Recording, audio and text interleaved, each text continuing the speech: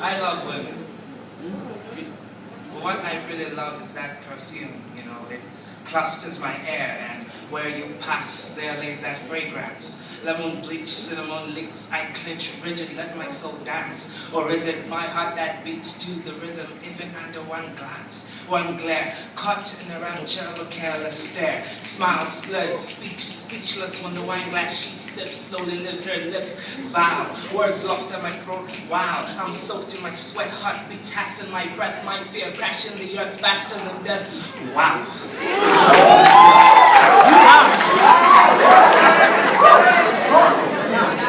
It's that feeling I get when you smile. And I'm sure you're wondering what's next. Kindly allow me to reintroduce myself. My name is X, a poet heavily influenced by the unfurled tragedies of this world, proudly born again and again claimed by the love for one girl. And this next piece is called When I Look at the World. So tell me, when you look at the world, what is it that you see? Far across the stretching grasslands and seas, I see men and women, sons and daughters, brothers and sisters, scorched with hate, hate thicker than blood to the morning blisters. Religions and witchcraft, sworn enemies like the clergy and cults. History has shown a repetition of waged wars, starving families, backstabbing fallacies, hurricanes and earthquakes, a mistake that went wrong, a bomb that went off and made the ground break to shake the black ops, but in the crossfire was a mother and an unborn baby girl. Tell me, what do you see when you look at the world? Do you see smiles, laughter and soft kisses, bliss and never-ending wishes, non-vicious past or present and future surprises? Or do you see a dark cave enclosed with hate and fear that paralyzes? Please, take a step back and analyze this. The world we live in has two separate faces. It has its beauty. And if you've been there, you better stay there because you don't want to see its cruelty. I know I have. And I know you have too. And I know some of you in here seated here with a facial expression that reads, hey man, you don't know what I've been through. If you are that person, I guarantee this poem is for you. I'm not going to make this too complex and outline your persona and syntax. The cruelty of this world does one common thing. It hurts. Maybe physically, emotionally, or mentally. Trust me, you were meant to be so much more than financial depravity. So much more than a heartbreak. So much more than that feeling you get when the one you held so close gets lost, is evaporating dew when the sun sets and the door to the heart gets closed, locked from you. So much more than a teardrop at a funeral home. I know it's hard to let go of the dead, but don't let it burden your heart. Because you were meant to be so much more than that. So much more than a liability, or a lost cause, or insecurity pause.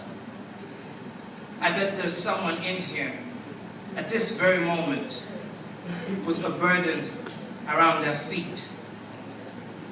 And you're trying so hard to reach for something you think you can never have. You're at the brink of giving up because each time you blink, it seems to be fading further out of reach, crushing all you believed and wished.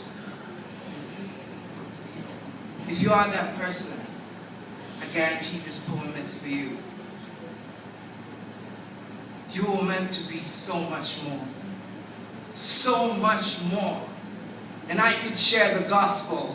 Free good news so everyone can afford. 3 words I pray will bring you comfort. I love you. I love you. Each and every one of you. I want you to know that from the bottom of my heart, I really love you. Not because you have this beauty uplifting your eyes, or because we both shared the same circles of cruelty, or because pity springs from my heart, because sad eyes look down on you, because life's hard. I don't love you because of your sorrows, how blinded we are mortals. I love you for one thought hereof. If God,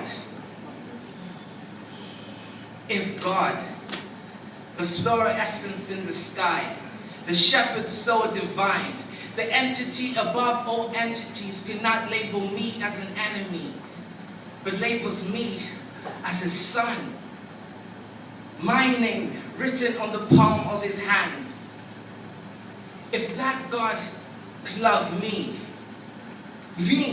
I tell you, if I had to list out the things that I've done, you'd probably think I'm Satan's son. But he still loves me. Me, a sinner, a fool. And if God could love me, then who am I not to love each and every one of you? I love you. I love you. I love you. As a matter of fact, what is your name? Wale.